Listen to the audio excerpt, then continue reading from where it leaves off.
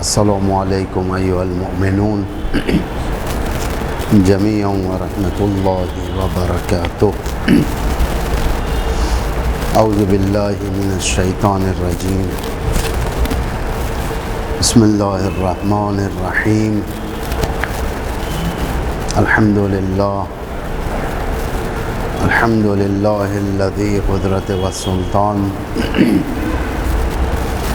الرافت والامتنان،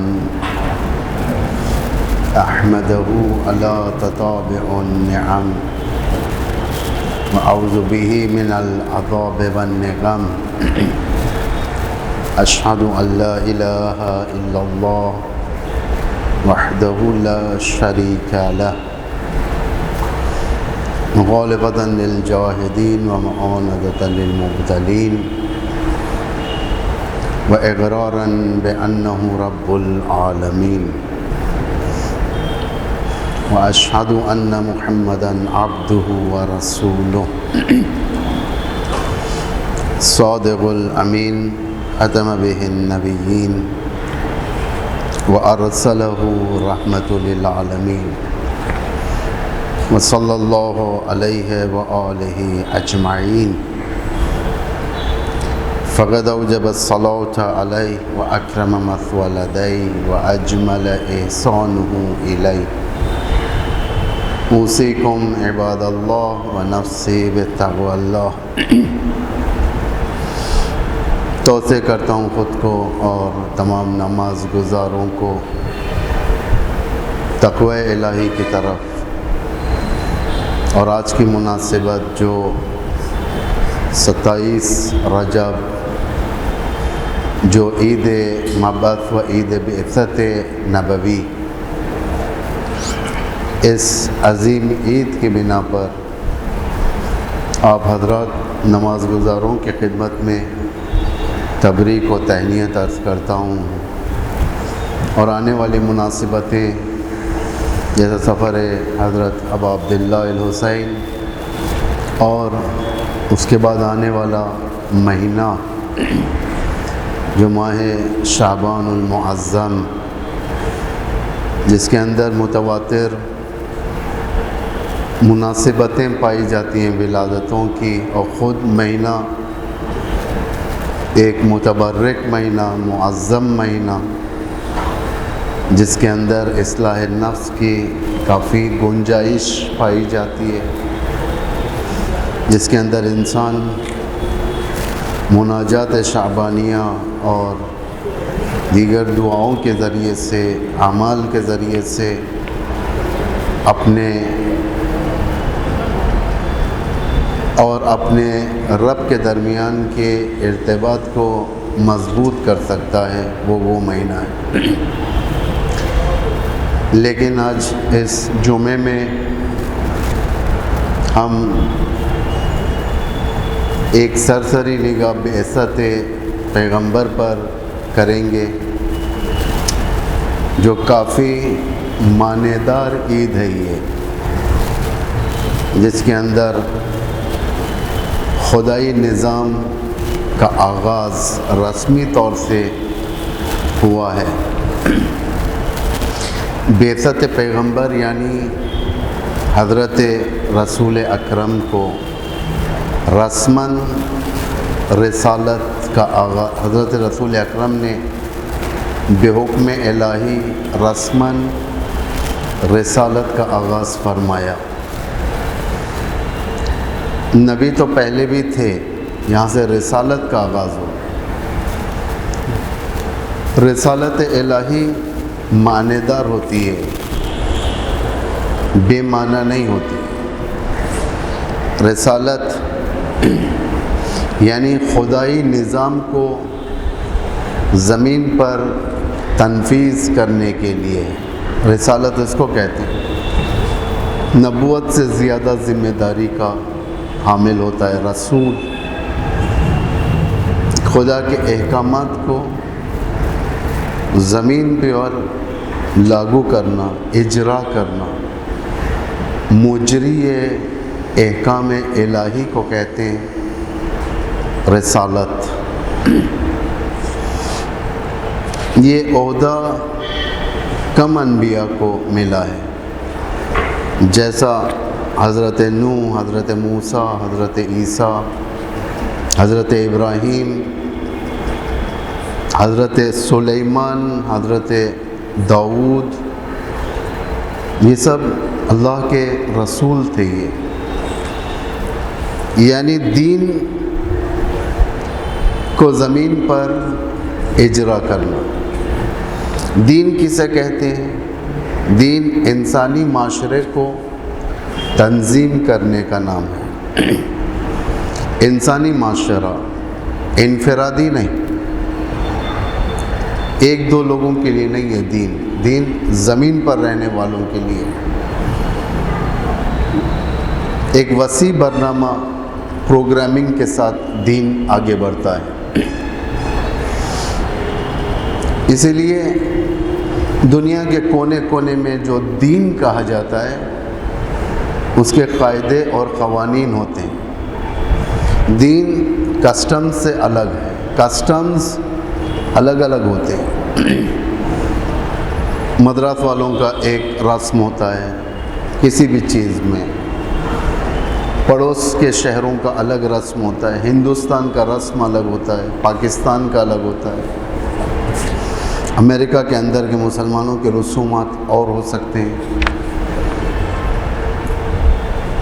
رسومات کو اجرا نہیں کرتا دین، دین خود احکام الہی کو اجرا کرتا ہے۔ اسی لیے اس دین کے دشمن زیادہ ہیں، کیونکہ اس دین کی قانون کتاب خدا ہے، قرآن ہے دین کا قانون۔ نہ ایک لفظ زیادہ نہ ایک لفظ کم، قانون الہی کہا جاتا ہے اس کو۔ مجری عامل جسے کہا جاتا ہے، عمل کرنے والا پیغمبر ہوتا ہے، اور پیغمبر وہی عمل کرے گا جو منشأ الہی ہوگا۔ وَمَا تَشَاءُونَ إِلَّا أَن يَشَاءَ اللَّهُ۔ پیغمبر یا پیغمبر سے پہلے والے انبیاء اور پیغمبر کے بعد ان کے اوصیاء جانشین برحق جیسے امیر المؤمنین اور ان کے فرزندان معصوم،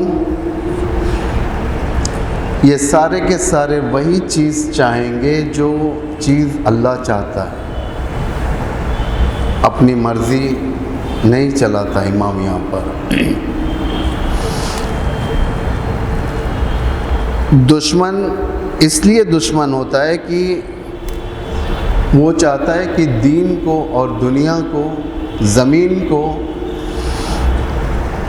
عام عقل کے ذریعے سے مدیریت کرے، یعنی عام عقلوں کے ذریعے سے حکومت کرے۔ قانون الہی سے کوئی سروکار نہیں ہے۔ دشمن آج اسلام سے جتنی دشمنی آپ دیکھ رہے ہو، ڈائلیوٹڈ اسلام اور زندہ اسلام، لائیو اسلام۔ دشمن ہمیشہ ڈائلیوٹڈ اسلام کی حمایت کرتا ہے، یعنی آپ نمازیں پڑھیں، روزہ رکھیں، آپ حج کریں، باقاعدہ بہت سارے ایسے ممالک ہیں جو اسلام دشمن ہیں، جو ویسٹرن کلچر، جو اسلام دشمن کلچر ہے، جو امریکہ پر، یورپ پر اور دنیا کے مختلف ملکوں پر ڈومینیٹ کر رہا ہے، اسے ڈائلیوٹڈ اسلام سے کوئی سروکار نہیں ہے۔ یہ لوگ سبسڈی دیں گے آپ کو، حج کرنے کے لیے سبسڈی دیں گے آپ کے لیے۔ آپ دیکھیں گے بہت سارے ممالک جو آج اسلام کے مقابل میں اسلام کو ختم کرنا چاہتے ہیں، وہ حاجیوں کے لیے ایک خاص اہتمام کریں گے، فلائٹس کو مخصوص کر دیں گے حج کے لیے، اور بہت ساری جگہوں پر مسجدوں کے سکیمز، فیوریبل سکیمز نکلتے ہیں، مسلمانوں کے رائٹس دیے جاتے ہیں بہت ساری جگہوں پر۔ یہ اس طریقے کی مدد جو زیادہ تر کلن بات نہیں کر رہا ہوں میں، زیادہ تر ڈائلیوٹڈ اسلام کی خدمت ہوتی ہے، یعنی وہ اسلام جو ان کے ذہنوں کے خلاف عمل نہ کرے، وہ اسلام جو حکومتوں میں مداخلت نہ کرے، وہ اسلام جو سیاسی امور میں دخل نہ دے، اسے کہتے ہیں ڈائلیوٹڈ اسلام، جو بعثت کی آئیڈیالوجی سے بالکل اپوزٹ 180 ڈگری اپوزٹ چلتا ہے یہ اسلام۔ بعثت والا اسلام یعنی دین اسلام کو، وہ دین جو انسانی معاشرے کو تنظیم کرے، سیٹ کرے انسانی معاشرے کو تنظیم کرے، ان کی آزادی، ان کی زندگی، ان کے کلچر پر ڈومینیٹ کرے، ان کے اسلام وہ آئیڈیالوجی دے اور آئیڈیالوجی کو لے کر آگے بڑھے، یہ بعثت والا اسلام ہے۔ یہ امیر المومنین کا اسلام بعثت والا اسلام ہے، یہ پولیٹیکو ریلیجیس اسلام امیر المومنین کا، اسے کوئی انکار نہیں کر سکتا، کیونکہ حکومت کی امام نے، امام علیہ السلام کی حکومت تھی، خلافت تھی۔ اسلام کا ہدف انسان کو معراج تک پہنچانا، یہ نہیں کہ انسان جانوروں کی طرح ہے۔ اسلام یہ نہیں چاہتا انسان جانور نہیں کہ ایک جانوروں کی طرح ٹریٹ کیا جائے۔ جیسا اگر آپ دیکھیں گے پیرامڈ پاور، اگر آپ انٹرنیٹ پر ڈالیں گے پیرامڈ پاور، گوگلز میں آ جائے گا آپ کو، ایک ٹرائنگل ہے جس میں سب سے اوپر ٹرائنگل کے آنکھ ہوتی ہے، جو معمولاً امریکہ کا یہ نعرہ بھی ہے، وی آر واچنگ یو، ہم تمہیں دیکھ رہے ہیں۔ اس کے نیچے بادشاہ ہوتا ہے، بادشاہ کون ہے؟ یہ ان کے مطابق کوئین ایلزبتھ ہے، یہ ان کے مطابق فری مینسنری یا ایلیومناٹی کے جو چلانے والے ہیں ان کے۔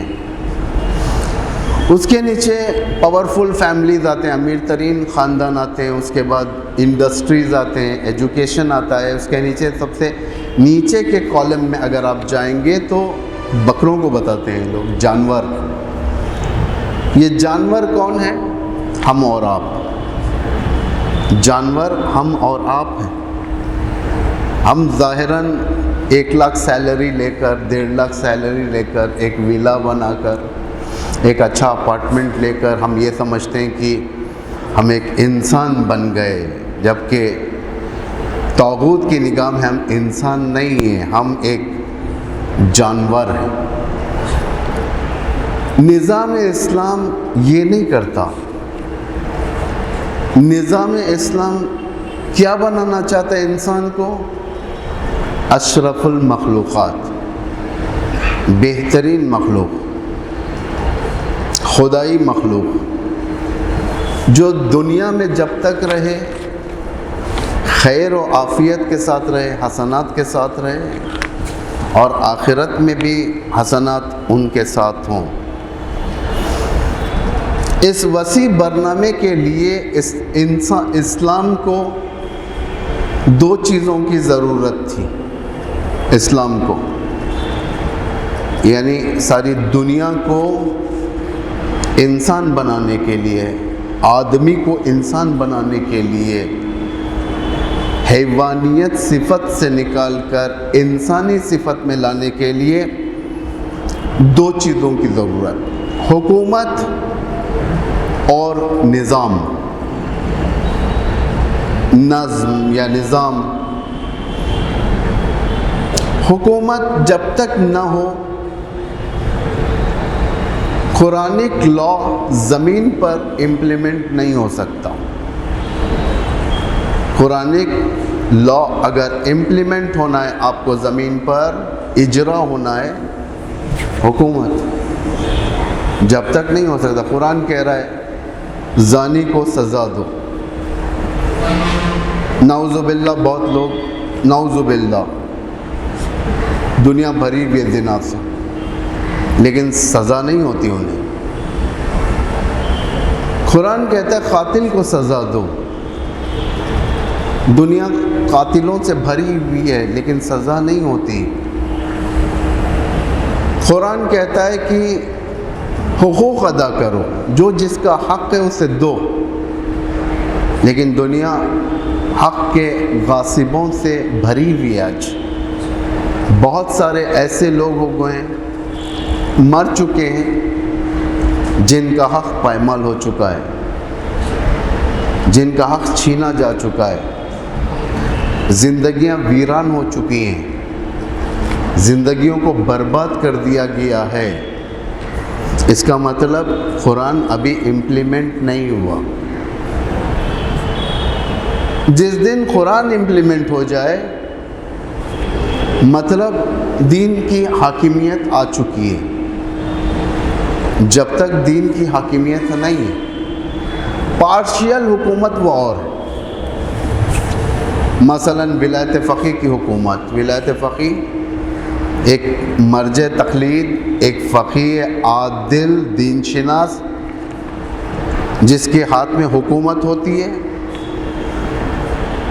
اپنے توان کے مطابق وہ قوانین قرآن کو زمین پر اجرا کرتا ہے، مسلمانوں کی حفاظت کرتا ہے، بلاد جو اس کے ماتحت ہوتے ہیں اسے آباد کرتا ہے، دشمن کے حملوں سے لوگوں کو بچاتا ہے۔ اس طریقے کی پارشل حکومت زمانے میں کہیں پر بھی آ سکتی ہے، لیکن گلوبل دینی حکومت اس کے لیے وسیع پروگرامنگ کی ضرورت ہے۔ معمولی سے ہم جیسے لوگ، آپ جیسے لوگ، یا وہ حاکم جس کی استطاعت کم ہے نہیں کر سکتے۔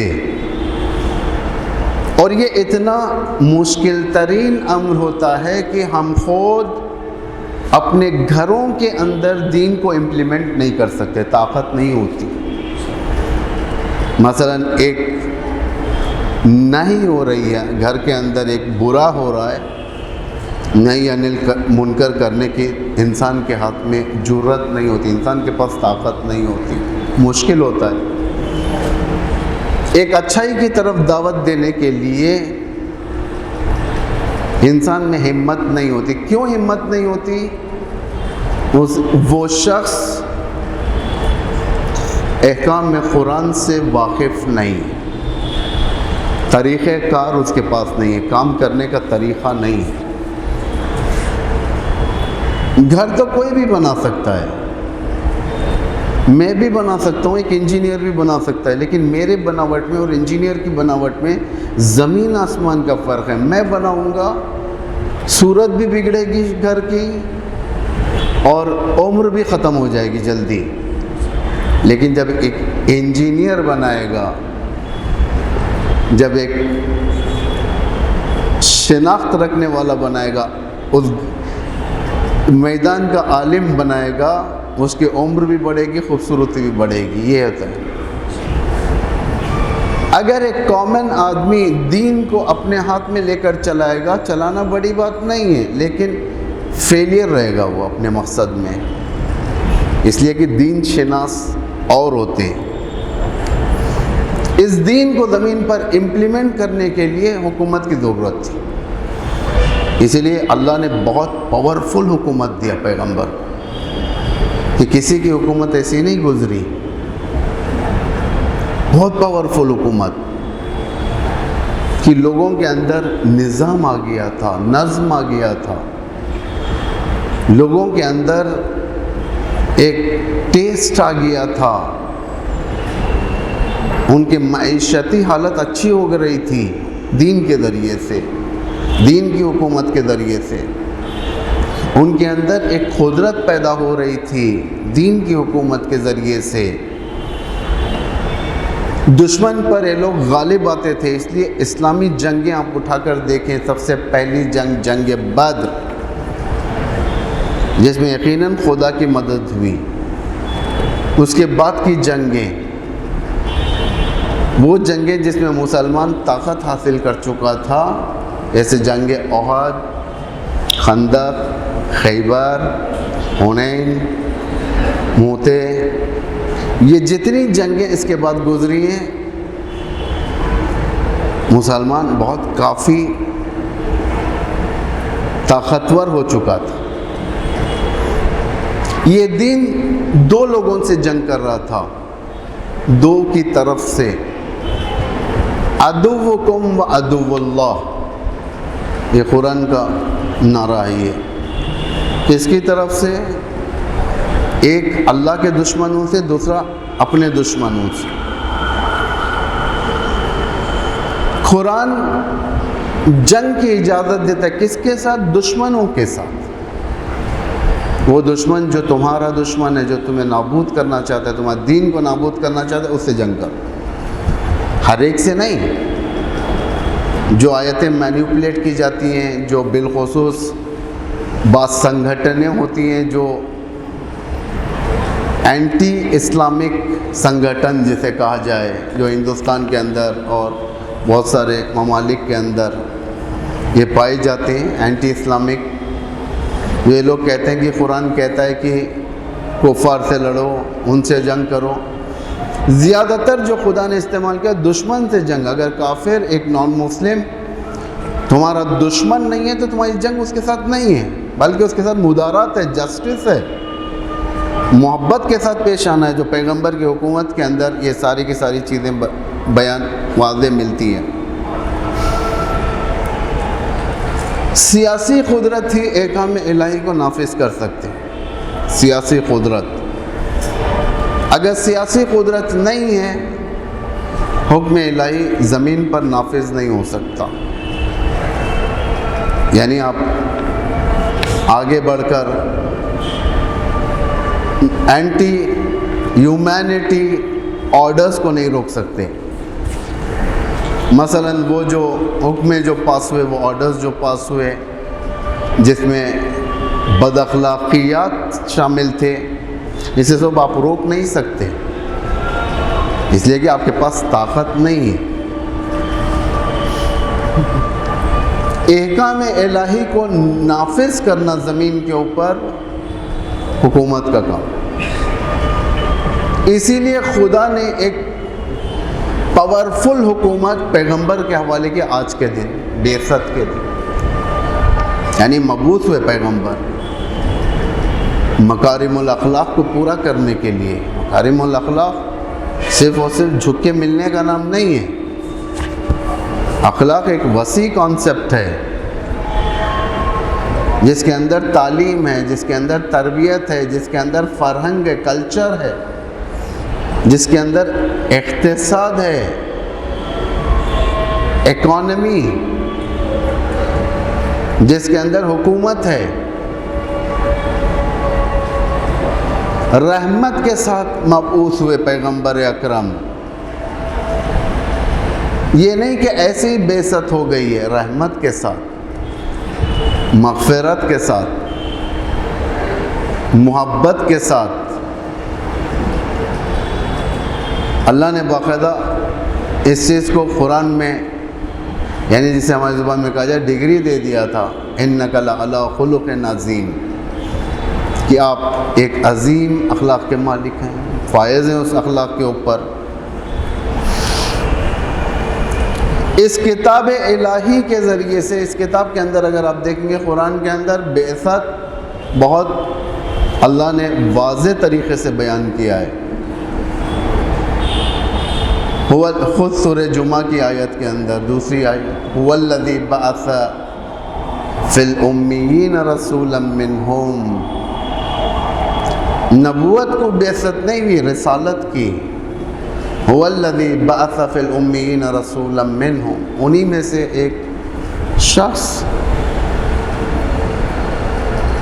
اس کو مبعوث کیا، بعثت کس لیے؟ 4 مہم ترین پروگرامنگ کے ساتھ، بغیر پروگرامنگ کے نہیں ہے، کوئی پورٹ فولیو لے کر بیٹھ گئے نہیں پیغمبر اکرم، 4 پروگرامنگ اور مضبوط پروگرامنگ۔ یتلو علیہم آیاتہ، وجہ کہہ رہا ہے کہ تلاوت، ویزکیہم، تزکیہ نفس، پاک کرنا انسان کو، برائی سے پاک کرنا، گناہوں سے پاک کرنا، ایک غیرت مند انسان بنانا تزکیے کے ذریعے سے ہو سکتا ہے۔ اسلام نے جتنا حرام و حلال وضع کیا ہے آپ کے لیے اور ہمارے لیے، یہ حلال وہ حرام، وہ حلال یہ حرام، فلاں چیز دیکھنا حرام، فلاں چیز سننا حرام، غیبت سننا حرام، تہمت لگانا حرام، نامحرموں کو دیکھنا حرام۔ یہ ساری کی ساری چیزیں جو اللہ نے بیان کیا ہے، دین جو بیان کرتا ہے، وہ صرف اور صرف ایک مردانی غیرت لانے کے لیے، ایک غیرت دار زندگی کرنے کے لیے، چاہے وہ عورت ہو یا چاہے وہ مرد ہو۔ غیرت دار زندگی کس کو کہتے ہیں؟ اسی کو کہتے ہیں مرد جھوٹ نہ بولے، یعنی مردانگی مطلب صرف اور صرف یہ مرد سے ربط نہیں ہے، عورتوں سے بھی ربط ہی ہے۔ رجال من المؤمنین، مومنین میں سے بعض ایسے مرد بھی ہیں، مرد سے مراد نر و مادے کا مرد نہیں ہے، غیرتی۔ غیرت اسی لیے ہوتی ہے یزکیہم، تزکیہ کریں تاکہ تمہیں ہر برائی سے بچا کر رکھیں، جو ہماری زبان میں کرپشن سے دور رکھیں۔ ہر چیز کا کرپشن ہوتا ہے، جیسا کہ آج سمجھانے کی ضرورت نہیں ہے اس چیز کو۔ پولیوشن جو انسان کے اندر آ جاتا ہے، جیسا ایئر پولیوشن ہوتا ہے، کرپشن ہوتا ہے، ملاوٹیں، ایک پاک روح کے اندر ملاوٹ نہ ہو جائے، اس کے لیے تزکیہ ضروری ہوتی ہے۔ ایک پاک فکر خراب نہ ہو جائے، ایک پاک زندگی آلودہ نہ ہو جائے، اسے کہتے ہیں وَيُزَكِّيهِمْ۔ ایک پنجے گانا نماز پڑھ لینے سے صرف اور صرف انسان پاک نہیں ہو جاتا، اس کے لیے پریکٹس کی ضرورت ہے، اس کے لیے میدان عمل میں 24/7 365 رہنے کی ضرورت ہے۔ پارشیل دین نہیں ہے، صرف رمضان کے مسلمان نہیں ہوتے کوئی، صرف اور صرف محرم و سفر کے عزادار نہیں ہوتے، عزادار ہمیشہ عزادار ہوتا ہے۔ اب عبداللہ کی سفارت سنبھالتا ہے، وہ دین ہمیشہ دین ہوتا ہے، دینداری ہمیشہ ہوتی ہے۔ ہم سو سکتے ہیں لیکن دین نہیں سوتا۔ ہم لوگ اونگ ضرور لیتے ہیں لیکن دین اونگ نہیں لیتا، دین تو وہی رہتا ہے ہمارے اندر، غیرت۔ وَيُزَكِّيهِمْ وَيُعَلِّمُهُمُ الْكِتَابَ، ایجوکیشن کا برنامہ۔ 5 آیتیں یا 4 آیتیں سورہ بقرہ کے اندر موجود ہیں، 125 سے لے کر سورہ بقرہ میں 125 سے لے کر 130 یا اس سے آگے بیچ میں 1-2 آیتیں ہٹانی پڑے گی۔ اس کا ہٹانی مطلب اس میں مطلب نہیں ہے جو میں بیان کرنے جا رہا ہوں۔ بہترین زندگی، بہترین حکومت 5 چیزوں کے ذریعے سے خدا نے بیان کیا ہے۔ سب سے پہلی چیز یعنی حضرت ابراہیم کی دعا کے ذریعے سے۔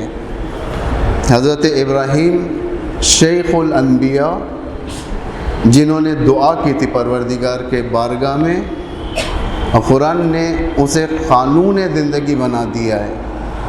ایک اچھی زندگی اگر چاہتا ہے انسان، وہ قانون ہے۔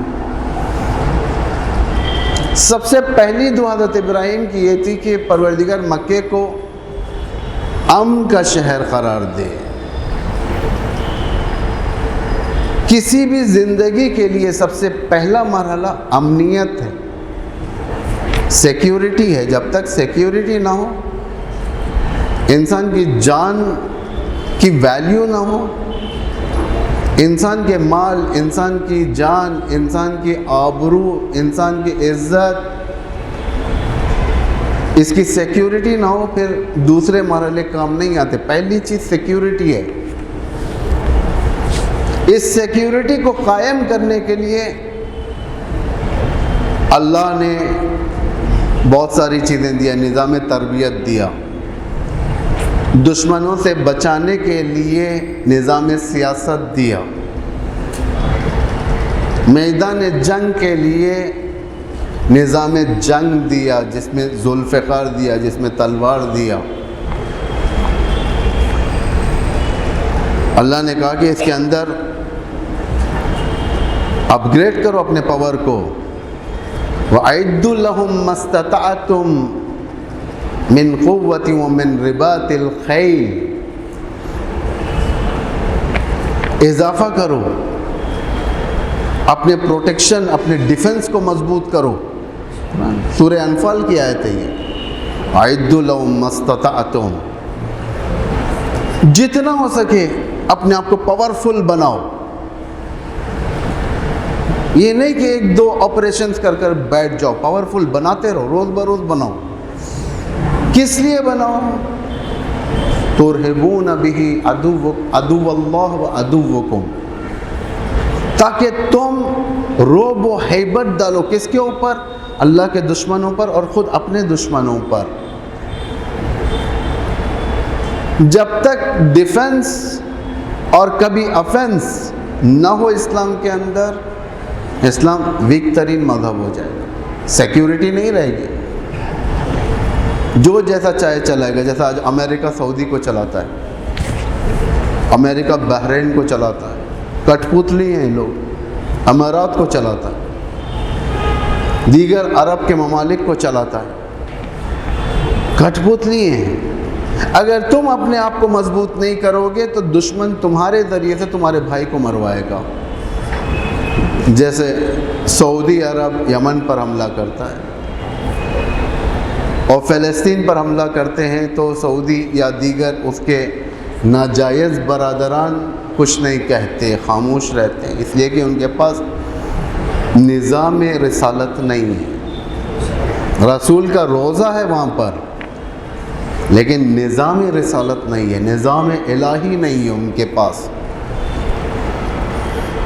تو یہ کس میں آتا ہے؟ یہ سیکیورٹی، کہ تمہارے لیے ضروری ہے کہ اپنی سیکیورٹی کرو۔ حضرت ابراہیم کی پہلی دعا تھی، خدایا اس شہر کو امن کا شہر قرار دے، اللہ نے قبول کیا۔ دوسری دعا حضرت ابراہیم کی ثمرات، اس میں فروٹس کی کمی نہیں ہونی چاہیے۔ فروٹس یعنی اقتصاد، اکانومی، صرف سیکیورٹی سب سے پہلے تو اپنی جان بچانے کے بعد میں کھانا اچھا دکھتا ہے۔ اگر سیکیورٹی نہیں ہے، دشمن تمہارے گھروں کے اندر گھس کے تمہیں مار رہے، پھر دسترخوان کون سا اچھا لگے گا؟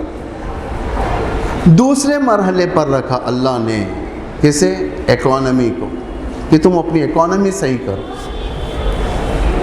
پڑھو لکھو، پروگرامنگ کرو، اکانومی صحیح کرو، کہ جب تک یہ چیزیں صحیح نہیں ہوں گی تمہارا نظام اسلامی نظام نہیں ہوگا۔ بہت سارے لوگ اپنی پڑھائی کی طرف توجہ نہیں دینا، دین کی طرف توجہ نہیں دینا، قرآن کی طرف توجہ نہیں دینا، اپنی زندگی بنانے کی طرف توجہ نہیں دینا، یا یہ چاہتے ہیں کہ ہمیں دنیا کے کسی بھی ٹیکٹکس کے ذریعے سے پیسہ آ جائے۔ یہ نظام اسلامی کا طریقہ نہیں ہے۔ نظام اسلامی اور ہے، نظام اسلامی تمہاری شخصیت کو بحال رکھتا ہے، اسی کے نیچے اچھے ہادی بیان ہوئے، ہدایت کرنے والے، ڈیولپ کرنے والے، جوانوں کو تعلیم دینے والے، رسالت، نبوت، اس کے بعد بائیمان جوان بیان کیا خدا نے۔ یہ وہ دعائیں ہیں جو حضرت ابراہیم کی، جو اسلام کو زمین پر امپلیمنٹ کرنے کے لیے، اسے کہتے ہیں بعثت۔ بعثت کوئی معمولی دن نہیں ہے، آج ایک بڑی عید ہے یہ،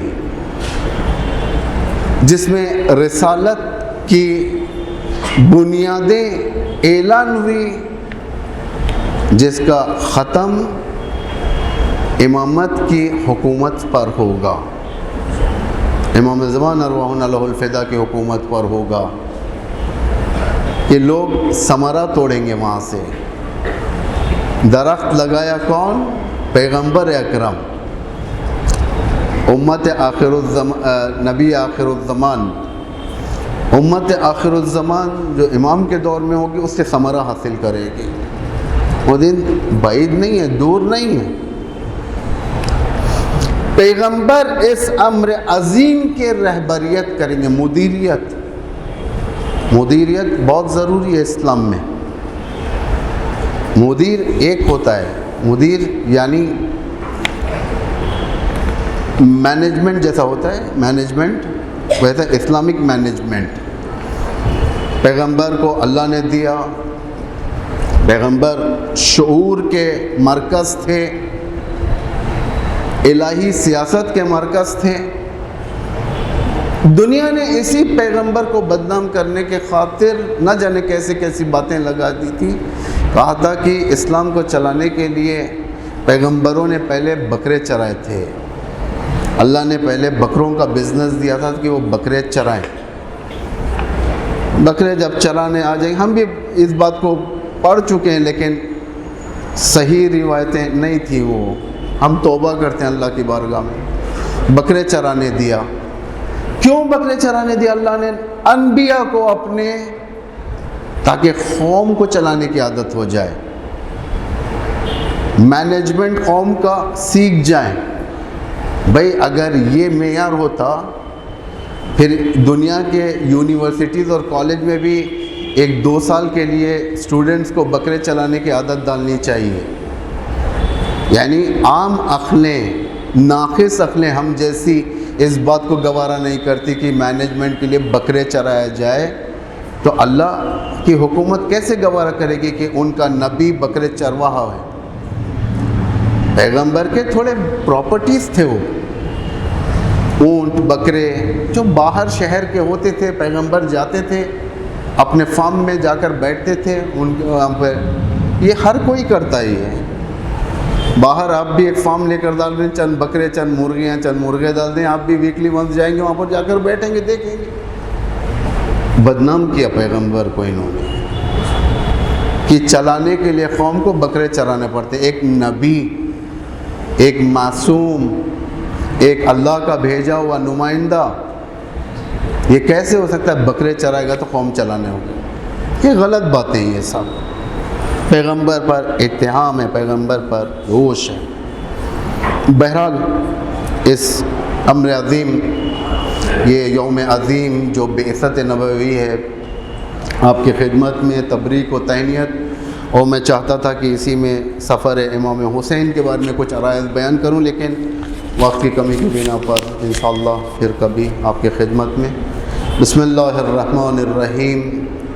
والعصر ان الانسان لفی خسر الا الذین آمنوا وعملوا الصالحات وتواصوا بالحق وتواصوا بالصبر۔